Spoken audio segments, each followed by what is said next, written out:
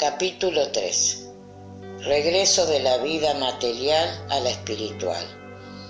El alma después de la muerte, su individualidad, vida eterna, separación del cuerpo y del alma, turbación espiritista. El alma después de la muerte, su individualidad, vida eterna. 149. ¿Qué se hace el alma en el momento de la muerte? Vuelve a ser espíritu, es decir, entra de nuevo en el mundo de los espíritus que había abandonado momentáneamente. 150. ¿El alma conserva su individualidad después de la muerte? Sí, y no la pierde nunca. ¿Qué sería si no la conservase? ¿Cómo manifiesta el alma su individualidad careciendo del cuerpo material? Tiene un fluido que le es propio, que toma en la atmósfera de su planeta y que representa la apariencia de su última encarnación, su periespíritu. ¿Nada se lleva el alma consigo de este mundo? Nada más que el recuerdo y el deseo de ir a otro mundo mejor. Aquel recuerdo es grato o desagradable, según el uso que se ha hecho de la vida, y mientras más pura es el alma, mejor comprende la futilidad de lo que deja en la tierra. 151. ¿Qué hemos de pensar de la opinión según la cual el alma vuelve después de la muerte al todo universal? ¿No forma un todo la reunión de los espíritus? ¿No son todo un mundo? Cuando estás en una reunión, formas parte integrante de ella y sin embargo conservas tu individualidad. 152. ¿Qué prueba podemos tener de la individualidad del alma después de la muerte? ¿No la tenéis en las comunicaciones que obtenéis? Si no sos ciego, las vas a ver, y la vas a oír si no sos sordo, porque a menudo habla una voz que os revela la existencia de un ser que vive fuera de nosotros. Los que opinan que al morir el alma entra en el todo universal están equivocados. Si entienden decir que, semejante a la gota de agua que cae en el océano, pierde su individualidad, pero están en lo cierto si por el todo universal entienden la reunión de seres incorporales de la cual forma un elemento cada alma o espíritu. Si las almas estuviesen confundidas con el conjunto, no tendrían otras cualidades que las de éste y nada las distinguiría entre sí. No tendrían una inteligencia ni cualidades propias cuando en todas las comunicaciones revelan la conciencia del yo y una voluntad distinta, siendo infinita la diversidad que bajo todos aspectos ofrecen, consecuencia también de las individualidades. Si después de la muerte solo existiese lo que se llama el gran todo que absorbe todas las individualidades, este todo sería uniforme y por lo tanto todas las comunicaciones que se recibiesen del mundo invisible serían idénticas. Pero puesto que en él se encuentran seres buenos y malos, sabios e ignorantes, dichosos y desgraciados, puesto que los hay de todos los caracteres, alegres y tristes, ligeros y profundos, etc., es evidente que son seres distintos. La individualidad se hace más palmaria aún cuando prueban su identidad por medio de signos incontestables, de pormenores personales relativos a su vida terrestre y que pueden comprobarse y no puede ponerse en duda cuando se presentan a la vista en las apariciones. La individualidad del alma nos era enseñada teóricamente como un artículo de fe, pero el espiritismo la patentiza y hasta cierto punto la materializa. 153. ¿En qué sentido debe entenderse la vida eterna? La eterna es la vida del espíritu, la del cuerpo es transitoria y pasajera.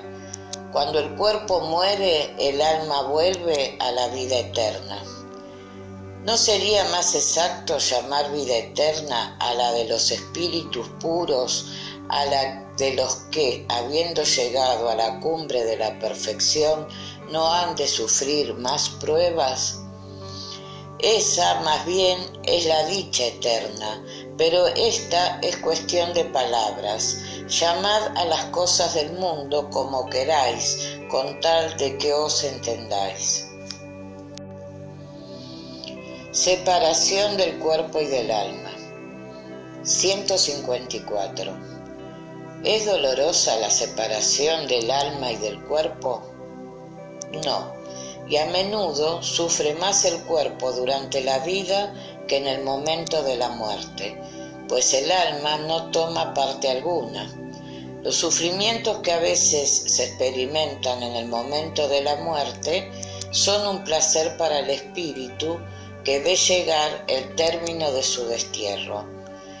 En la muerte natural, que proviene de la extinción de los órganos a consecuencia de la edad, el hombre abandona la vida sin notarlo. Es como una lámpara que se apaga por falta de aceite. 155. ¿Cómo se opera la separación del alma y del cuerpo? Rotos los lazos que la detenían, se separa del cuerpo. La separación se opera bruscamente y en virtud de una transición brusca. ¿Existe una línea de demarcación claramente trazada entre la vida y la muerte? No, el alma se separa gradualmente y no vuela como un pájaro prisionero al que de súbito se deja en libertad. Los dos estados se tocan y confunden, de modo que el espíritu se desprende poco a poco de los lazos que se sueltan y no se rompen. Durante la vida, el espíritu está ligado al cuerpo por la envoltura semimaterial o espíritu, y la muerte no es más que la destrucción del cuerpo, pero no de la segunda envoltura que se separa de aquel cuando cesa en él la vida orgánica. La observación prueba que en el instante de la muerte el desprendimiento del periespíritu no es súbitamente completo, sino que se opera gradualmente y con lentitud muy variable según los individuos.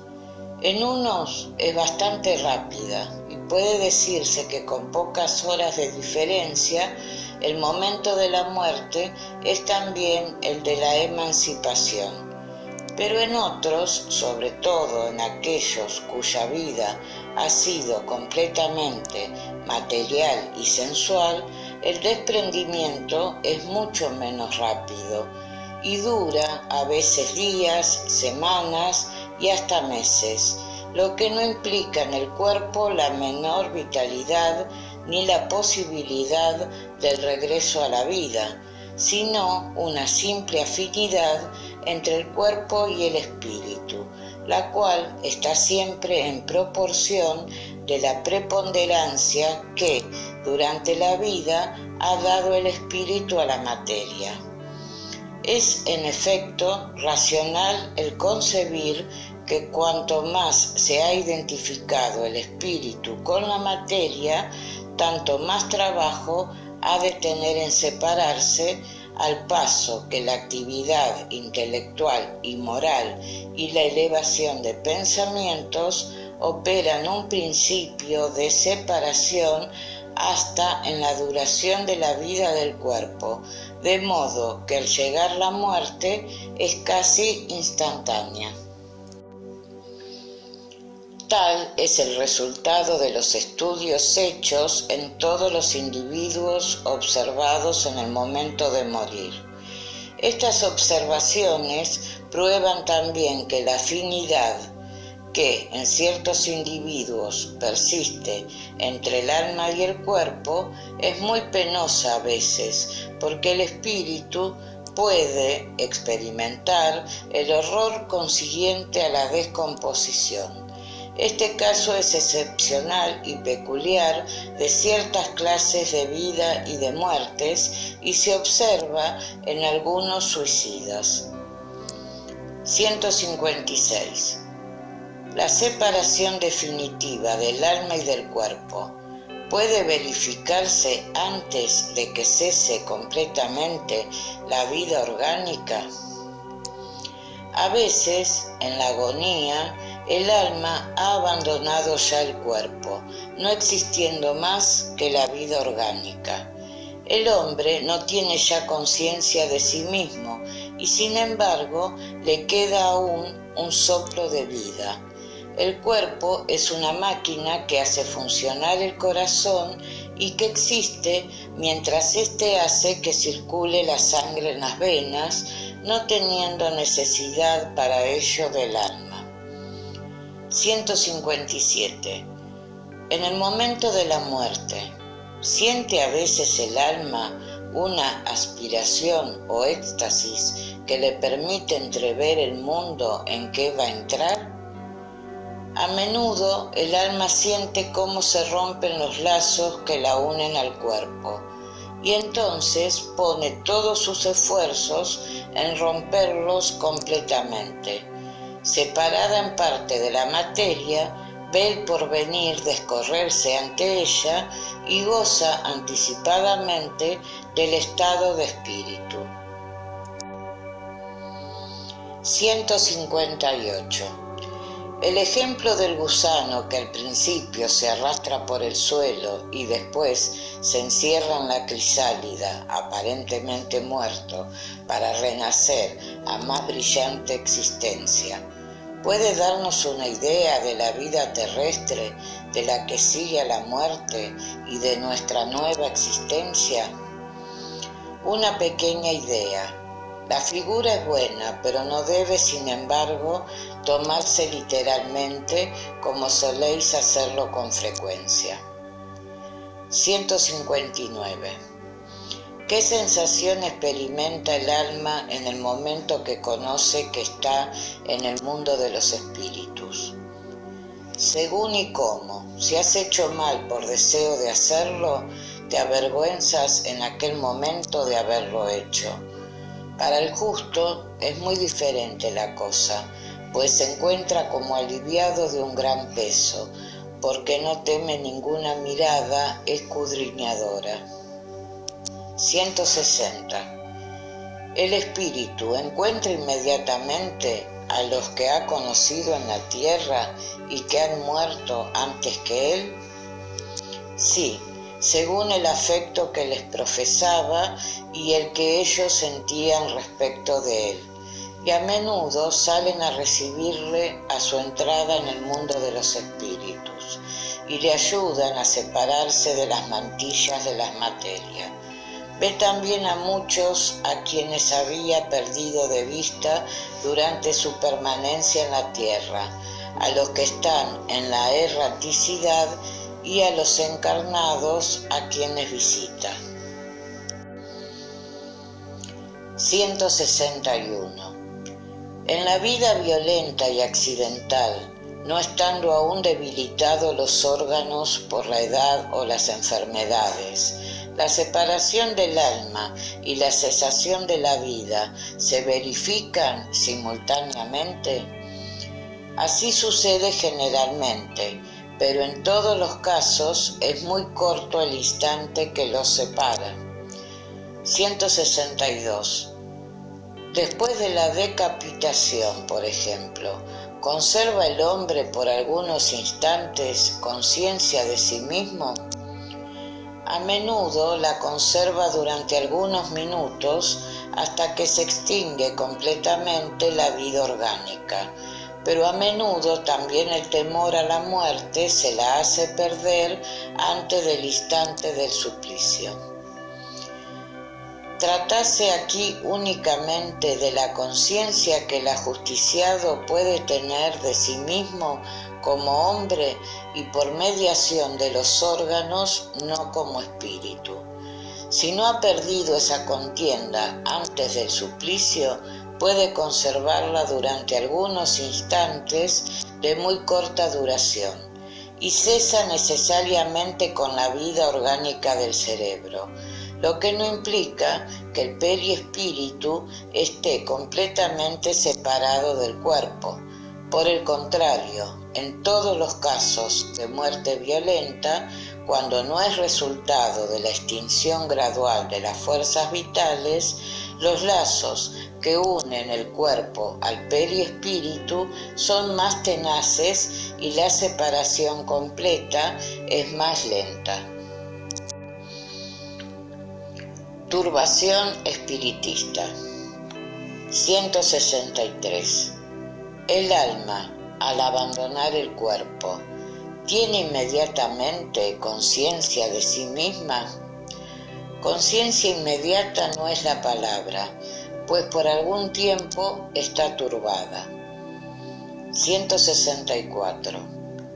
Todos los espíritus experimentan con la misma intensidad y duración la turbación que sigue a la separación del alma y el cuerpo. No, puesto que depende de su elevación. El que está ya purificado se reconoce inmediatamente porque se ha separado de la materia durante la vida del cuerpo, al paso que el hombre carnal, cuya conciencia no es pura, conserva por mucho más tiempo la impresión de la materia. 165. ¿El conocimiento del espiritismo tiene alguna influencia en la duración más o menos larga de la turbación? Muy grande, porque el espíritu comprende de antemano su situación, pero la práctica del bien y la pureza de la conciencia son las que más influyen. En el momento de la muerte, todo es al principio confuso y el alma necesita algún tiempo para reconocerse, pues está como aturdida y en el mismo estado del hombre que, despertándose de un sueño profundo, procura explicarse su situación. La lucidez de las ideas y la memoria del pasado le vuelven a medida que se extingue la influencia de la materia de que acabó de separarse y se disipa la especie de bruma que anubla sus pensamientos. La duración de la turbación subsiguiente a la muerte es muy variable. Puede ser de algunas horas, de muchos meses y hasta de muchos años. Es menos larga en las personas que, desde esta vida, se han identificado con su estado futuro, porque entonces comprenden inmediatamente su posición. La turbación presenta circunstancias especiales, según el carácter de los individuos y sobre todo según la clase de muerte. En las violentas, ocasionadas por suicidio, suplicio, accidente, apoplejía, heridas, etc., el espíritu está sorprendido, admirado y no cree estar muerto. Lo sostiene con terquedad, ve sin embargo su cuerpo, sabe que es el suyo y no comprende que esté separado de él. Se acerca a las personas a quienes aprecia y no comprende por qué no le oyen. Semejante ilusión dura hasta la completa separación del periespíritu y hasta entonces no se reconoce el espíritu ni comprende que ha dejado de pertenecer a los vivos. Este fenómeno se explica fácilmente. Sorprendido de improviso por la muerte, el espíritu queda aturdido con el cambio brusco que en él se ha verificado. Para él, la muerte continúa siendo sinónimo de destrucción, de anonadamiento, y como piensa, ve y oye, no se considera muerto.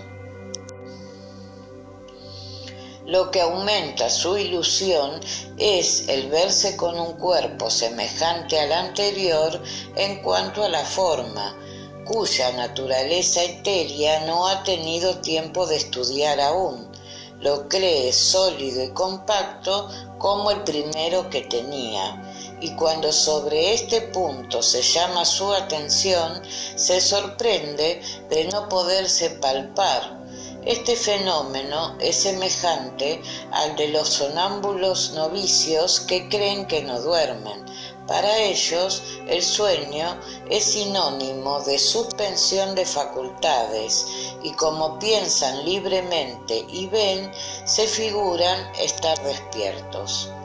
Ciertos espíritus ofrecen esta particularidad, aunque la muerte no haya sobrevenido repentinamente, pero siempre es más general en los que, aún estaban enfermos, no creían morirse. Véase entonces el raro espectáculo de un espíritu que asiste a su entierro como al de un extraño y que habla de él como si no le incumbiera, hasta que comprende la realidad. La turbación subsiguiente a la muerte no es nada penosa para el hombre honrado, sino tranquila y semejante en todo el que se despierta apaciblemente. Para el que no es puro de conciencia, la turbación abunda en congojas y angustias que aumentan a medida que se reconoce. En los casos de muerte colectiva, se ha observado que todos los que mueren a un mismo tiempo no se vuelven a ver inmediatamente. En la turbación subsiguiente a la muerte, cada uno toma por su lado o no se ocupa más que de lo que le interesa.